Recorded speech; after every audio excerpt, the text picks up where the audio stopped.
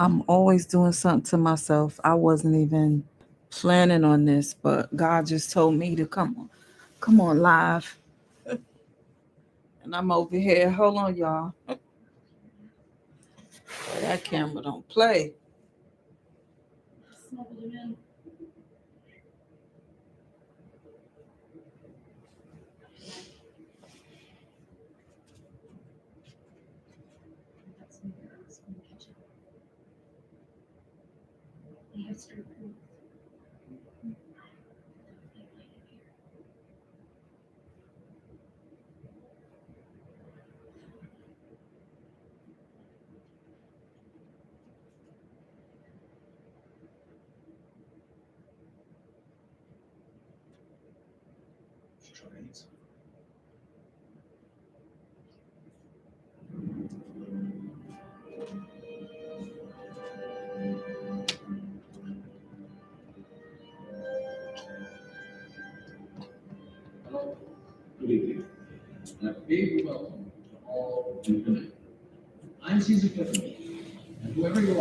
I'm up in here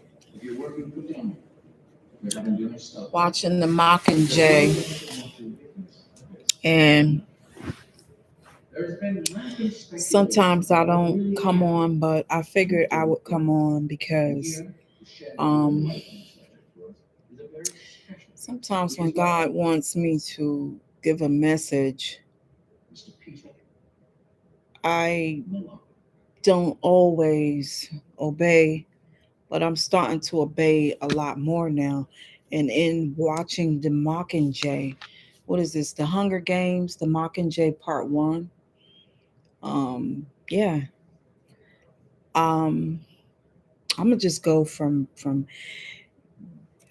the officials in the movie was trying to get her to do a speech to um, get the rebellion motivated to fight the government. But she was not going to fight the government. She said she would not do the speech because they didn't rescue her man in the movie. So, in the Mockingjay Part One, this is another spinoff from the Hunger Games.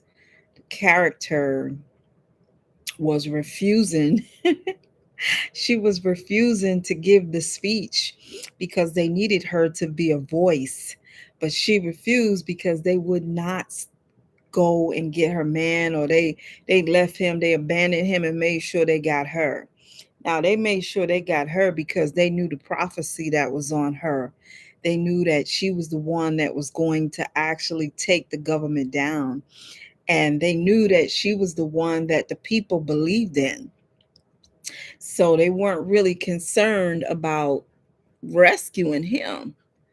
And it's just it's crazy, but it's just, you know, a lot of times, the enemy knows your destiny and your gift and where you're going before you even know it. So they knew who she was and they needed her, and they weren't particularly, her allies, because there were some, I don't even know, there were some enemies within her own camp. There were a few Judas in that camp, but they still knew that they needed her in order to take over the government. The rebellion needed her. So mm, they said, hey, we should get them, get her, you know, get her man, or either we should have let the man do it. But they knew that she was the one. So I said that, well, I'm not, another point, another point. She didn't want to do the mission until she actually saw the destruction that the government had caused the rebellion. So when they took her to the site where she could see all the dead bodies, this is when she began to stand up and be who she was. She had to see the dead bodies. So now at this point, she didn't care whether the boyfriend, Peter, was rescued, because she knew she had to do something because of what Snow and the government had did. So I said that I'm saying all of this just to say we don't have to wait until we see the dead bodies in order for us to get up and walk in our destiny. We already know that we're the chosen ones. We don't have to wait, sit there and wait for God knows what to happen. Don't wait for things to happen. And this message goes out to me just as much as it goes out to you. Somebody shouldn't have to pacify you just to be who you are. Somebody shouldn't have to, baby you or do whatever they have to do to get you to stand up and be the person of God that you are, and be the leader that you are, and be the chosen one that you are. Don't let it come down to that. Don't let it come down to God breaking you down.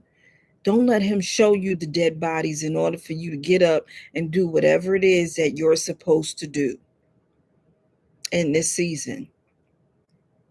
This is a new chapter. This is a brand new chapter. Let's do it. Let's do it. Let's take it by force. Let's do it. Let's take it by force. Whatever it is you're supposed to do, whatever it is you're destined to do, let's do it. I'm with you. God is with you. Move forward. That's the word for today.